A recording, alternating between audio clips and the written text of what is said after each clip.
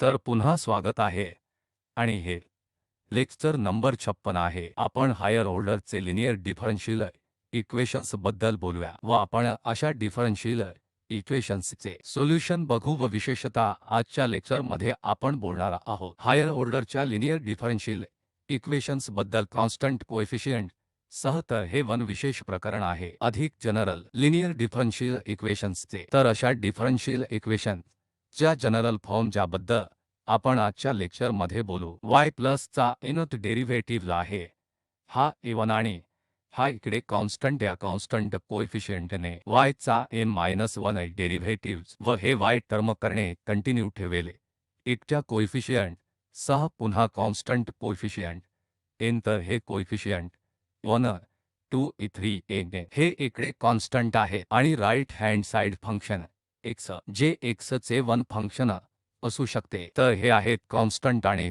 x चे function आहे हे कॉन्स्टंट सुद्धा असू शकते पण जनरल मध्ये आणि x चे फंक्शन म्हणून घेऊ शकतो असे की प्रश्नाला लिनियर डिफरन्शियल इक्वेशन म्हणतात कारण हे लिनियर आहे y चे कोणतेही प्रोडक्ट नाही आहे किंवा y त्याच्या डेरिव्हेटिव्ह सह। तर हे वन लिनियर डिफरन्शियल इक्वेशन आहे आणि nth order linear differential equation. तर जनरल सोल्युशन ज्याबद्दल आपण आजच्या लेक्चर मध्ये बोलू त्यात इकडे टू फॅक्टर असतील एकाला कॉम्प्लिमेंटरी फंक्शन म्हणतात दुसऱ्याला पर्टिक्युलर इंटिग्रल म्हणतात।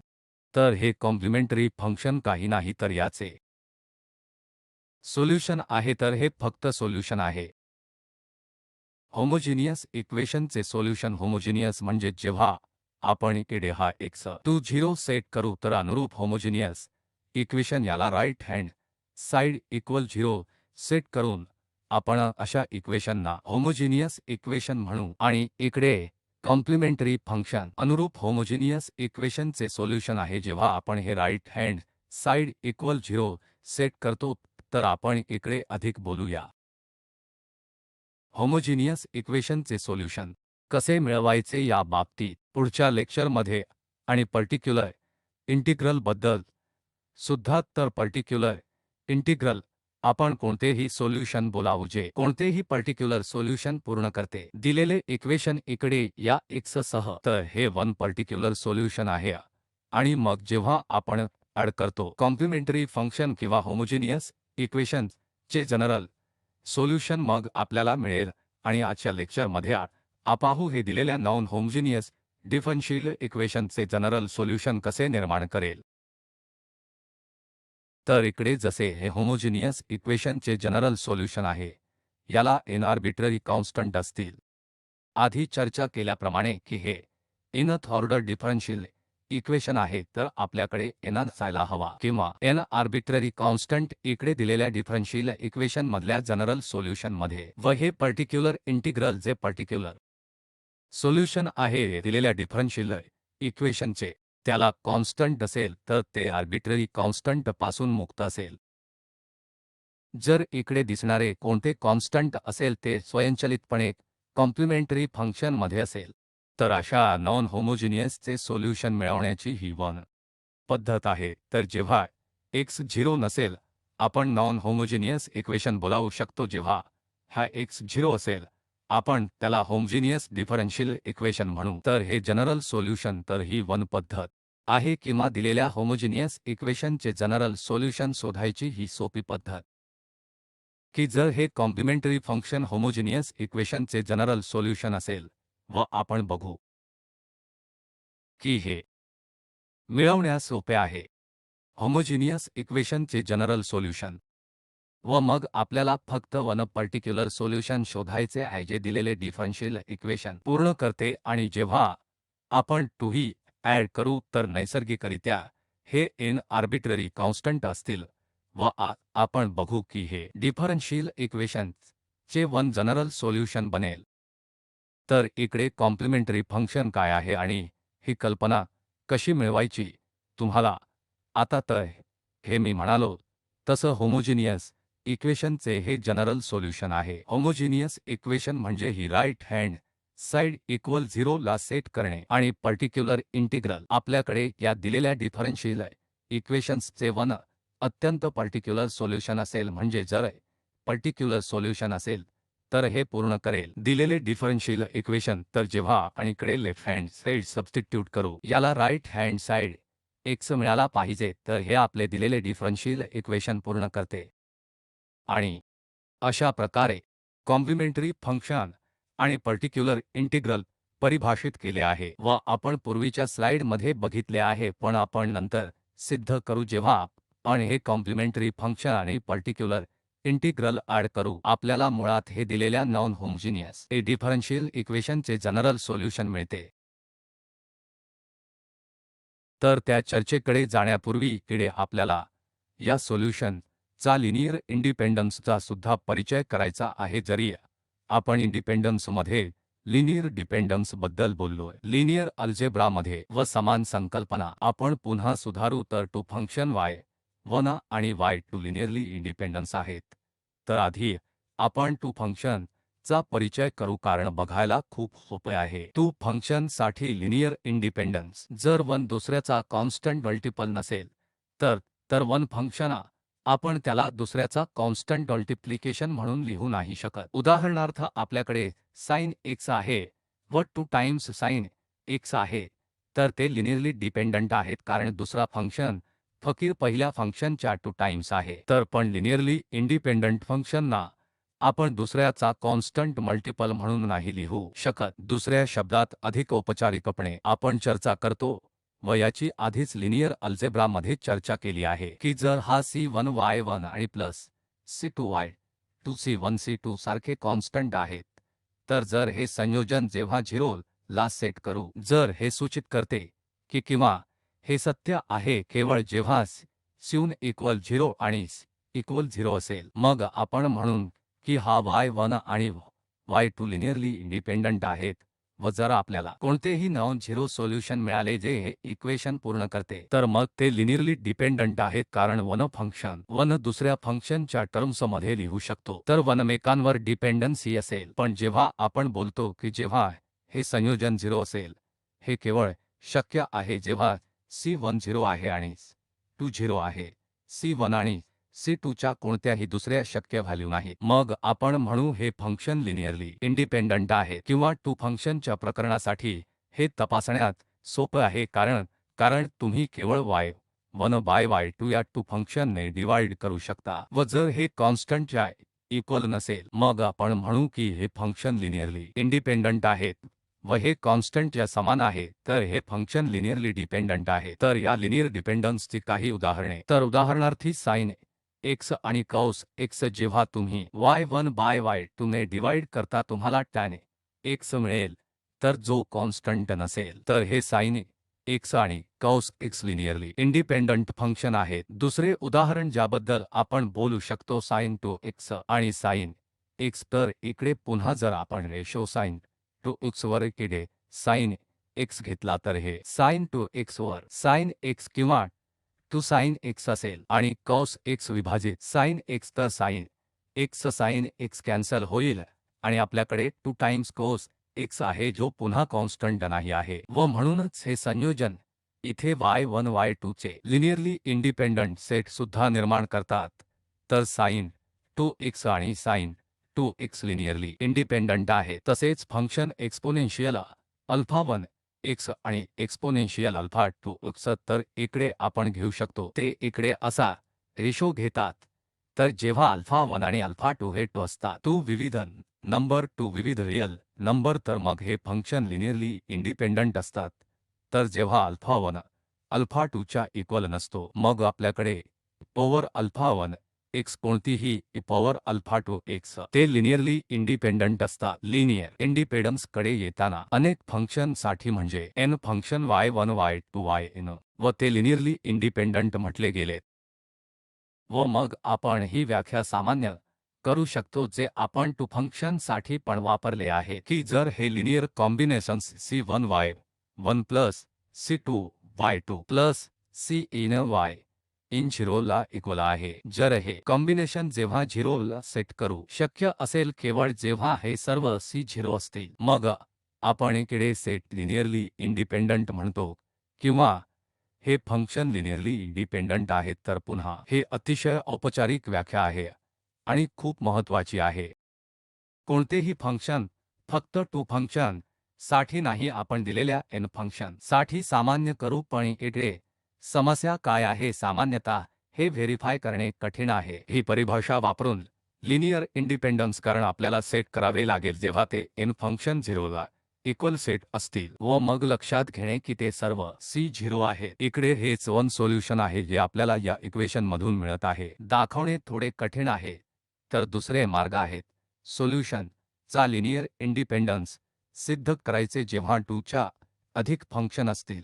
आणि वन संकल्पना जो हा लिनियर इंडिपेंडन्स सिद्ध करण्यासाठी खूप उपयोगी आहे रॉन्स्कियन पासून जे W हे रॉन्स्कियन साठी नोटेशन आहे. रॉन्स्कियन काय आहे आपण एका मिनिटात परिभाषित करू. तर इकडे या y1 y2 y3 y in फंक्शनचे रॉन्स्कियन नॉन झिरो असेल. जर हे रॉन्स्कियन नॉन झिरो असेल तर ते लिनियरली इंडिपेंडंट असतील.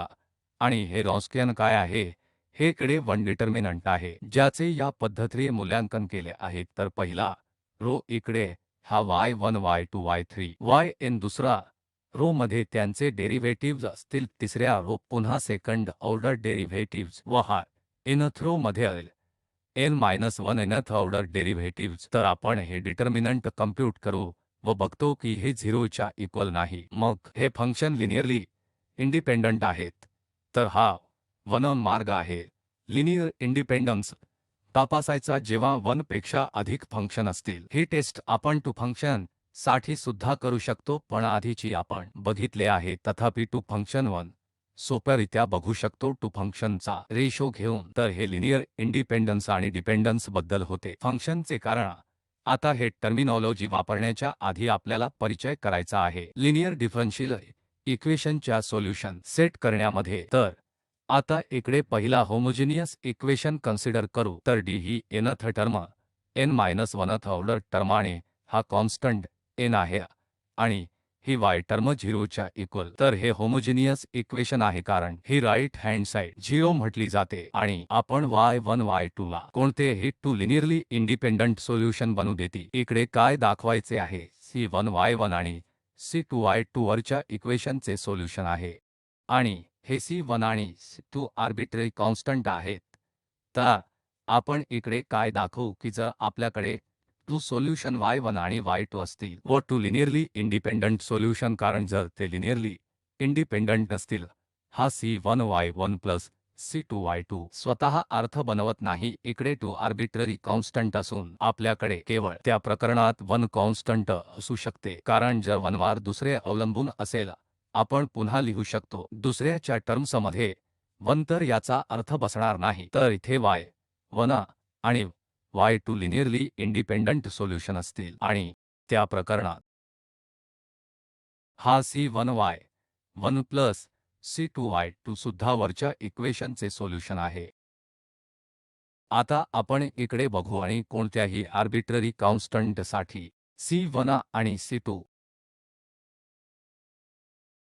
तर काय करावे लागेल, आपण c1 y1 plus c2 y2 into equation substitute करू. तर इकडे nth टर्म आहे 1 nth ऑर्डर टर्म या x सह आपण तिकडे x वापरला आहे. तर ये c1 y1 plus c2 y2 c n c1 y1 plus c2 y2 y च्या जागी सबस्टिट्यूटिंग करून आपण तपासू जर हा 0 च्या इक्वल आहे. जर असे असेल मग आपण म्हणू हे सुद्धा दिलेल्या डिफरन्शियल इक्वेशनचे सोल्युशन आहे. तर आता आपण काय लिहू की आपण इकडून c1 कॉमन घेऊ प्रत्येक टर्म मधून व मग हे लिहू dn over dx power n आणि n-1 over dx n-1 d n-1th order derivatives आणि हा प्लस दुसरा 1 कारण c2 सह आपण कॉमन घेऊ शकतो कारण c2 प्रत्येक टर्ममध्ये पण सेट होत आहे. वा आता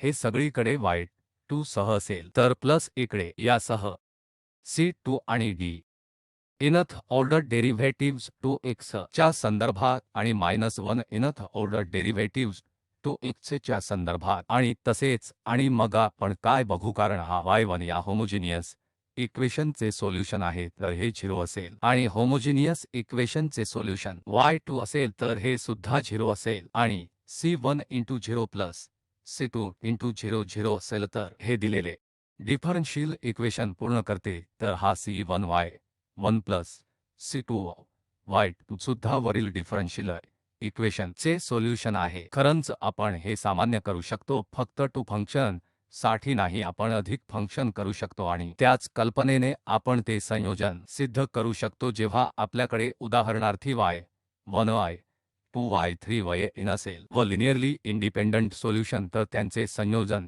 C1 y1 plus C2 y2 plus Cny हे सुद्धा डिफरन्शियल इक्वेशनचे सोल्युशन असेल. इथे सामान्यीकरण की हे y1 y2 y3 homogeneous differential equation चे लिनियरली इंडिपेंडंट सोल्युशन असतील व त्या प्रकरणात C1 y1 plus C2 y2 तसेच व C1 y1 Cny सुद्धा दिलेल्या डिफरन्शियल इक्वेशनचे सोल्युशन असेल. व केवळ सोल्युशन नाही, आपण ही टर्म वापरली आहे जनरल सोल्युशन, दिलेल्या होमोजीनियस डिफरन्शियल इक्वेशनचे जनरल सोल्युशन, कारण हे दिलेल्या डिफरन्शियल इक्वेशनचे सोल्युशन आहे जे आपण सिद्ध करू शकतो जसे टू फंक्शन साठी केले आहे. व या सोल्युशन मध्ये n आर्बिट्ररी कॉन्स्टंट आहे. आतली व्याख्या होती जनरल सोल्युशन्स साठी ज्याचा परिचय आधी दिलेला, आणि या प्रकरणात जेव्हा आपल्याकडे सोल्युशन मध्ये हे n आर्बिट्ररी कॉन्स्टंट असतात व ते इक्वेशन पूर्ण करते, म्हणजे हे सोल्युशन आहे, आपण याला जनरल सोल्युशन म्हणू शकतो. आणि हे आर्बिट्ररी कॉन्स्टंट आहेत, तर C1 C2 C3 arbitrary constant आहे. तर आता यासह आपण काय बघितले आहे की जर आपण हे होमोजीनियस होमोजीनियस डिफरन्शियल इक्वेशन चे लिनियरली इंडिपेंडंट सोल्युशन शोधू शकलो, मग केवळ त्यांचे लिनियर कॉम्बिनेशन सुद्धा सोल्युशन असेल, किंवा खरंतर दिलेल्या डिफरन्शियल इक्वेशनचे जनरल सोल्युशन असेल. आता दुसरे महत्त्वाचे कारण जे आपण आता कन्सिडर करू आता जाईल, तर जर इकडे जनरल सोल्युशन असोसिएटेड होमोजीनियस इक्वेशनचे, तर तुम्ही आपण होमोजीनियस इक्वेशनच्या सोल्युशन बद्दल बोलत आलोय. पुन्हा आठवा की होमोजीनियस इक्वेशन जेव्हा राईट हँड 0 ला सेट असतो, तर यू होमोजीनियस इक्वेशन पूर्ण करतो, आणि हे v दुसरे फंक्शन v किंवा दिलेल्या डिफरन्शियल इक्वेशनचे कोणतेही पर्टिक्युलर सोल्युशन. तर इकडे आपण इकडे टू सोल्युशन घेतले आहेत, यू सोल्युशन आहे किंवा जनरल सोल्युशन आहे, ज्यावर आपण आधी चर्चा केली आहे. जेव्हा n लिनियरली इंडिपेंडंट सोल्युशन असते, त्यांचे संयोजन तंतोतंत C1 y1 plus C2 y2 तसेच असते. होमोजीनियस इक्वेशनचे त्यांचे जनरल सोल्युशन काय असेल, व इकडे आपण दुसरे फंक्शन घेतले आहे, हे दिलेल्या डिफरन्शियल इक्वेशनचे पर्टिक्युलर सोल्युशन असू शकते. तर दिलेले डिफरन्शियल इक्वेशन म्हणजे दिलेले नॉन होमोजीनियस डिफरन्शियल इक्वेशन जेव्हा राईट हँड साइड 0 च्या इक्वल नसते, मग आपण काय पाहू की हे u प्लस v जेव्हा आपण हे 2 ही ऍड करू, हा u होमोजीनियस इक्वेशन साठी ज्याला आपण खरंतर कॉम्प्लिमेंटरी इक्वेशन म्हणतो, व दिलेल्या डिफरन्शियल इक्वेशनचे पर्टिक्युलर सोल्युशन आपण पर्टिक्युलर इंटिग्रल म्हणू शकतो. तर जेव्हा आप हा c f आणि pi ऍड करू कॉम्प्लिमेंटरी फंक्शन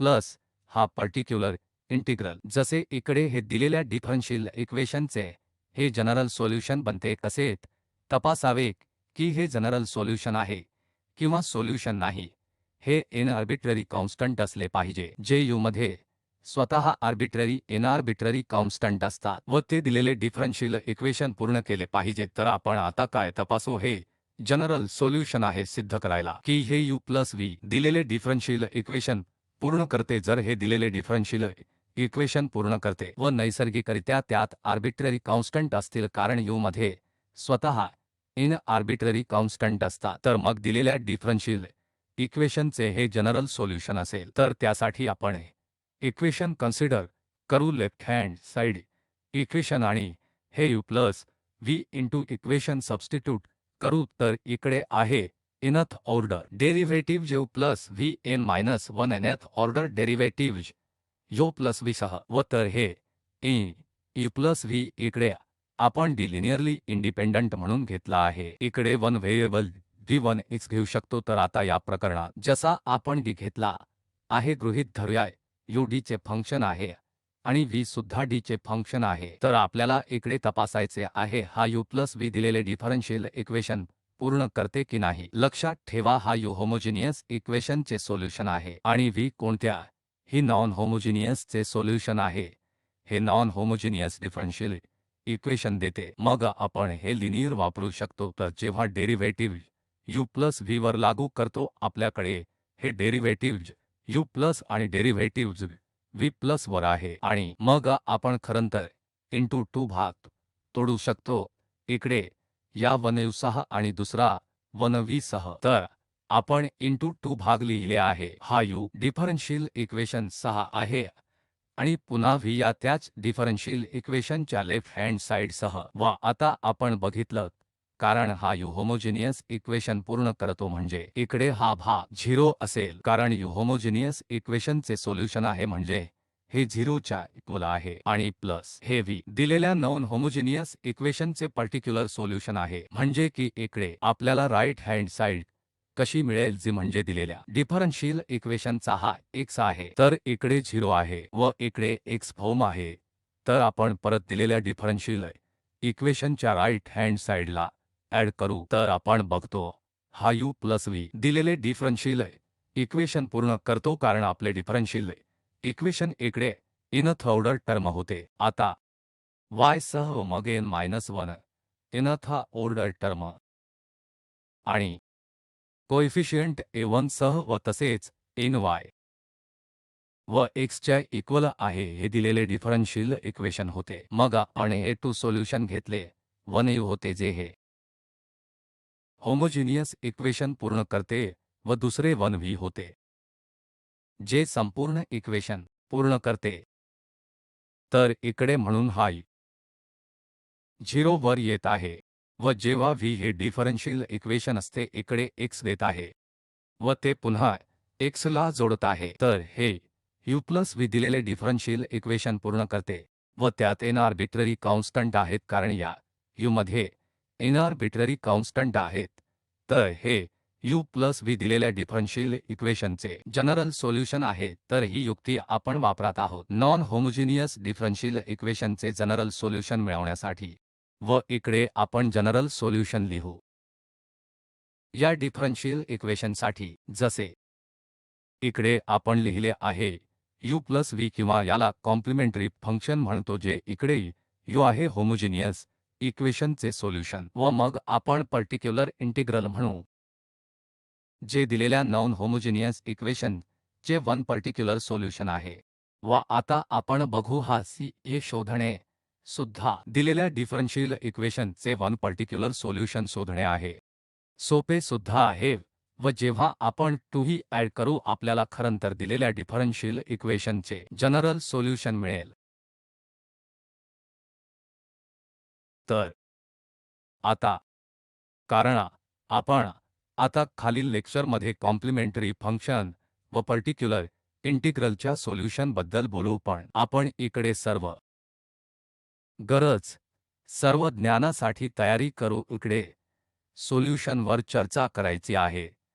तर वन संकल्पना ज्याचा परिचय करू त्याचा ऑपरेटर तर हे खरंतर डिफरन्शियल ऑपरेटर आहेत व आपल्या डिफरन्शियल इक्वेशन मध्ये हे सर्व डेरिव्हेटिव्हज टर्म्स तर इकडे आहे फर्स्ट ऑर्डर हे differential d over dx derivatives तर हा ऑपरेटर आहे डिफरन्शियल ऑपरेटर आहे सेकंड ऑर्डर हा डिफरन्शियल ऑपरेटर व सोयीसाठी हे ऑपरेटर डिनोट करतात हे ऑपरेटर आपण इकडे या चिन्हांनी डिनोट करू इकडे d आपण घेऊ d स्क्वेअर व हा u म्हणजे थर्ड ऑर्डर डेरिव्हेटिव्हज। तर या ऑपरेटरच्या परिचयाने इकडे आपण बघू की ऑपरेटरचा हा प्रोडक्ट म्हणजे इकडे d मायनस हा अल्फा 1 कॉन्स्टंट आहे बीटा दुसरा कॉन्स्टंट आहे तर d minus alpha d minus beta जेव्हा आपण ऑपरेटर y वर हे पहिल्यासारखेच आहे आणि d मायनस अल्फा ऑपरेट करू व मग हा d मायनस बीटा ऑपरेट करू तर इकडे आपण बघू की या ऑपरेटरचे हे प्रोडक्ट सारखेच आहे जरी आपण इकडे पहिला d मायनस बीटा लागू करू किंवा डी मायनस अल्फा फरक पडत नाही. लेफ्ट हँड साइड व राईट हँड साइडच्या व्हॅल्यू सारख्या आहेत. तर इथे अल्फा बीटा कोणतेही कॉन्स्टंट. तर इकडे हा महत्त्वाचा इफेक्ट आहे जो आपण खालील लेक्चर साठी वापरू डिफरन्शियल इक्वेशन्सच्या सोल्युशनवर चर्चा करायला. तर इकडे कन्सिडर करू left hand side D minus alpha आणि D minus beta into Y. तर इकडे आहे डी मायनस अल्फा. तर पहिला डी मायनस बीटा ऑपरेटर करू म्हणजे वाय मायनस बीटा. वाय चा डेरिव्हेटिव्ह.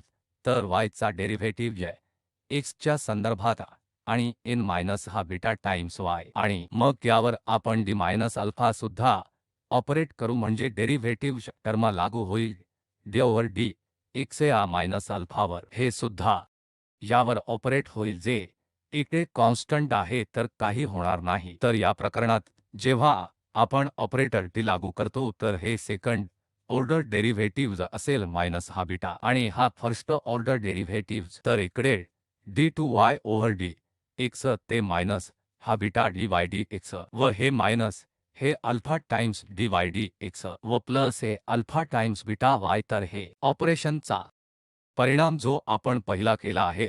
आपल्याकडे इकडे ऑपरेटर हा डी मायनस बीटा आहे व मग आपल्याकडे ऑपरेटर हा डी मायनस अल्फा आहे व परिणामी हा 1 मिळतो जो आपण लिहू शकतो या फॉर्ममध्ये. आणि सेकंड ऑर्डर डेरिव्हेटिव्हज टर्म्समध्ये सुद्धा इकडे ही कॉमन टर्म आहे D Y over d x. तर आपण हे कॉमन घेतले मायनस हा अल्फा प्लस बीटा टर्म व प्लस हा अल्फा बीटा वाय जे आपण पुन्हा ऑपरेटर च्या टर्म्समध्ये लिहू शकतो कारण इकडे हा डी टू आहे वाय वर ऑपरेटर इकडे minus alpha plus beta d Y वर ऑपरेटर व इकडे ह्या अल्फा बीटा टाइम्स वाय. तर जर आपण वाय हे राईट हँड साइडला कॉमन घेतले मग इकडे सेकंड ऑर्डर डेरिव्हेटिव्हज मधून येणारे डी स्क्वेअर असेल मायनस हा अल्फा बीटा हा डी फर्स्ट ऑर्डर हा derivatives D over d x व इकडून हा अल्फा बीटा वा वाय ऑपरेटरच्या राईट हँड साइड ला पुढे जातो. तर त्याचप्रमाणे 1 दाखवू शकतो की जेव्हा हा डी मायनस अल्फा पहिला आणि मग डी मायनस बीटा ऑपरेट करतो कराच तेच पुन्हा होईल. आता आपण हे एक्सप्रेशन ॲड करू हे तेच असेल जरी आपण पहिला डी मायनस अल्फा किंवा डी मायनस बीटा ऑपरेट करू तर म्हणजे तिकडे आपण पुन्हा काही लिहू शकतो जेव्हा आपण पहिला डी मायनस अल्फा लागू करतो व मग डी मायनस बीटा. तर आपण इकडे बघतो की फरक पडत नाही इकडे ऑपरेशन साठी कोणते अनुक्रम घेता जेव्हा असे डिफरन्शियल ऑपरेटर असतात. तर म्हणजे हा ऑपरेटर या ऑपरेटर सारखाच आहे. तर आपण जास्त काळजी घेणार नाही की कोणत्या अनुक्रमात आपल्याला आपला ऑपरेटर इकडे वाय ला लागू करायचा आहे. आपण पहिला मायनस अल्फा लागू करू मग मायनस बीटा किंवा दुसऱ्या मार्गाने ऑपरेशनची ऑर्डर अभौतिक म्हणून 0 घटक करतात.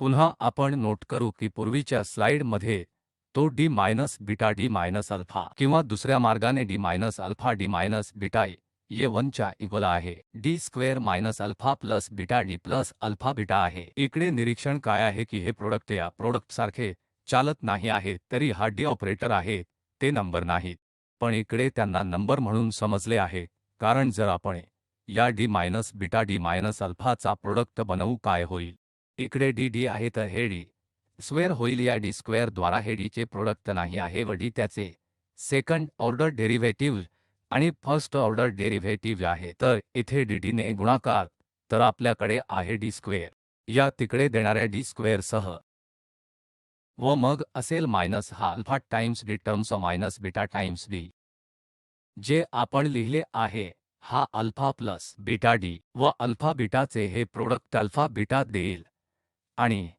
हे सर्व वाय वर लागू. तर मनोरंजक काय आहे की इकडे डी ऑपरेटर आहे आणि डी इंटू डी जे आपण इकडे लिहित आहोत डी स्क्वेअर त्यांचा अर्थ वेगळा आहे कारण इकडे ते डेरिव्हेटिव्ह आहे व मग पुन्हा डेरिव्हेटिव्हज. तर 2 टाइम्स हे डेरिव्हेटिव्हज तर इकडे डी स्क्वेअर सुद्धा स्क्वेअर 2 टाइम्स डेरिव्हेटिव्हज ते म्हणजे आपल्या सेकंड ऑर्डर डेरिव्हेटिव्हज साठी चिन्ह आहे. तर इकडे हे प्रोडक्ट तसेच काम करत आहे जसे आपण नंबरशी करतो. अशा प्रकारे चांगली प्रॉपर्टी आपल्याकडे हे ऑपरेटर पण आहेत, तर चिंता न करता आपण इकडे या प्रोडक्टला रील नंबर म्हणून ट्रीट करू. व कारण आपण बघितले आहे की हे टूही सारखे आहेत व हे फक्त या एकाचे प्रोडक्ट आहे. जर आपण विसरलो की हा डी ऑपरेटर आहे, आपण इकडे फक्त अल्जेब्रिक मल्टिप्लिकेशन करू शकतो. सामान्यतः आपल्याकडे जेव्हा आपल्याकडे हे nth ऑर्डर डिफरन्शियल इक्वेशन असते, जसे या ऑपरेटरमध्ये लिहिलेले आहे, पॉवर इन फॉर्म करते म्हणजे nth ऑर्डर डेरिव्हेटिव्ह इकडे n-1 nth order derivative 2n-2 nth order derivatives व तसेच राईट हँड साइड इकडे x आहे. तर इकडे आपण फॅक्टराइज करू शकतो कारण हे पॉलिनॉमियल इक्वेशन सारखे आहे जे टर्म्समध्ये आहे. आपल्याला ऑपरेटर डी ची काळजी नाही, तर हे पॉलिनॉमियल इक्वेशन सारखे आहे व त्याला ही आपण फॅक्टराइज करू शकतो. तर हे d minus alpha 1 d minus alpha 2 d minus alpha n च्या इक्वल असेल. जर हे alpha 1 alpha 2 alpha 3 alpha n या इक्वेशनची रूट असतील, इकडे d power n plus n d power n minus 1 plus तसेच प्लस v0 च्या इक्वल आहे. जर इकडे रूट असतील हे अल्फा, मग आपण हे प्रोडक्ट लिहू शकतो या d minus alpha 1 d minus alpha 2 तसे हा y x च्या इक्वल आहे राईट हँड साइड. तर इकडे या नोटसह आपण पुढच्या लेक्चरमध्ये कंटिन्यू करू. हे खूप उपयोगाचे आहे हे फॅक्टराइज करणे या प्रकारे d n मायनस d ऑपरेटरद्वारे जे nth ऑर्डर डेरिव्हेटिव्ह आहे. इकडे हे d पॉवर n सारखे नाही आहे, पण हे nth ऑर्डर डेरिव्हेटिव्ह्ज सारखे आहे. जेव्हा हे y ला लागू करतो तर कन्क्लुजन कडे येत आपण इथे कॉन्स्टंट कोएफिशियंट सह लिनियर डिफरन्शियल इक्वेशन्सवर चर्चा केली आहे, तर याला आपण कॉन्स्टंट मानू. पहिला आणि नंतर काही लेक्चरमध्ये आपण माहितीतल्या कॉन्स्टंट विषयी बोलू. आपण बघितलेले जनरल सोल्यूशन 1 मार्ग अशा नॉन होमोजिनियस इक्वेशनचे जनरल सोल्यूशन मिळवण्याचा म्हणजे कॉम्प्लिमेंटरी फंक्शन शोधणे. कॉम्प्लिमेंटरी फंक्शन काही नाही तर या इक्वेशनचे सोल्यूशन आहे जेव्हा आपण हा x 0 वर सेट करतो व पर्टिक्युलर इंटिग्रल म्हणजे a1 दिलेल्या होमोजिनियस डिफरन्शियल इक्वेशनचे पर्टिक्युलर सोल्यूशन आहे. व आपण अजून काय बघितले आहे की जेव्हा आपण ऑपरेटर फॉर्म इनटू लिहितो, आपण हा d power a1 d n-1 ला पॉलिनॉमियल म्हणून समजू शकतो. अल्जेब्रिक इक्वेशनमध्ये आपण हे इक्वेशन फॅक्टराइज करू शकतो. वंदा की आपल्याला याचा रूट कळला की इकडे इक्वेशन 0 च्या इक्वल, तर मग आपण हे ऑपरेटर इक्वेशन लिहू शकतो. हा फॉर्म सुद्धा वन महत्त्वाची भूमिका बजावणार आहे या y चे सोल्यूशन शोधण्यात की ते कॉम्प्लिमेंटरी फंक्शन आहे का पर्टिक्युलर इंटिग्रल. तर इकडे हे संदर्भ आम्ही वापरले आहेत व लक्ष देण्यासाठी तुमचे आभार.